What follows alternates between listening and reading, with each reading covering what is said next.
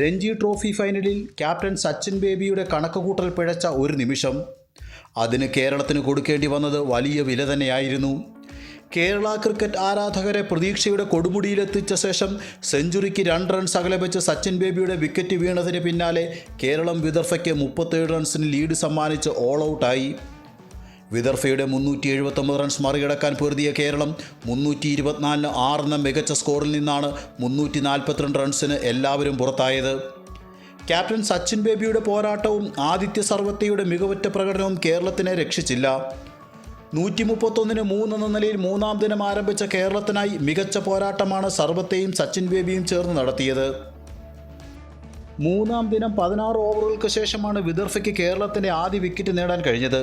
Score 170-ൽ വെച്ച് സർവത്തയുടെ shot പിഴച്ചത് Malabar പിടിച്ചെടുക്കുകയായിരുന്നു. 185 പന്തിൽ 10 four ഉൾപ്പെടെ 79 റൺ സർവത്തെ നേടിയിരുന്നു.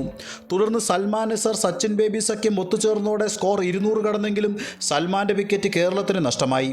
42 പന്തിൽ 21 റൺസായിരുന്നു സൽമാൻ നേടിയത്. ഇതിനിടയിൽ 108 പന്തിൽ നിന്നും തൻ്റെ 29ാമത് ഫസ്റ്റ് ക്ലാസ് അർദ്ധ സെഞ്ചുറിയും സച്ചിൻ ബേബി നേടിയെടുത്തു. ലഞ്ചിന് പിരിയുമ്പോൾ 219-ന് 5 എന്നായിരുന്നു കേരളത്തിൻ്റെ സ്കോർ. ലഞ്ചിന് ശേഷം സച്ചിനും അസറുദ്ദീനും ഒത്തുചേർന്നതോടെ കേരളത്തിൻ്റെ പ്രതീക്ഷകൾ വീണ്ടും സജീവമായി. എന്നാൽ അസറുദ്ദീനെ പുറത്താക്കി ദാർഷൻ നാൽക്കണ്ടെ കേരളത്തിനെ ഞെട്ടിച്ചു. 59 പന്തിൽ 34 റൺസായിരുന്നു അസറുദ്ദീൻ നേടിയത്. കേരളത്തിന് വീണ്ടും പ്രതീക്ഷ നൽകിയ കൂട്ടുകെട്ടായിരുന്നു സച്ചിൻ ബേബി ജലക് സക്സേന സഖ്യം പടുത്തുയർത്തിയത്. ചായയ്ക്ക് ശേഷം സ്കോർ 300 കടന്നതോടെ കേരളം വലിയ പ്രതീക്ഷയിലായിരുന്നു. എന്നാൽ സെഞ്ചുറിക്ക് 2 റൺസ് അകലെ വെച്ച് സിക്സർ പറത്താനുള്ള സച്ചിൻ്റെ ശ്രമം പാളിയതാണ് കളിയിൽ വഴിത്തിരിവായത്. സച്ചിൻ്റെ മിസ് ഹിറ്റ് ബൗണ്ടറിയിൽ മറ്റൊരു മലയാളിയായ കരുൺ നായർ പിടിക്കുകയായിരുന്നു. 235 പന്തിൽ 10 ഫോർ ഉൾപ്പെടെ 98 റൺസായിരുന്നു കേരള ക്യാപ്റ്റൻ നേടിയത്.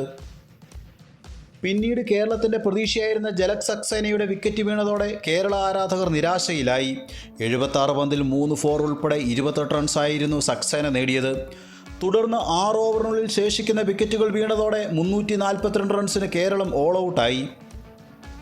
ഇനിയുള്ള 2 ദിവസങ്ങളിൽ മഹാത്ഭുതങ്ങൾ സംഭവിച്ചെങ്കിൽ മാത്രമേ കേരളത്തിന് കിരീടം സ്വപ്നം കാണാൻ കഴിയൂ.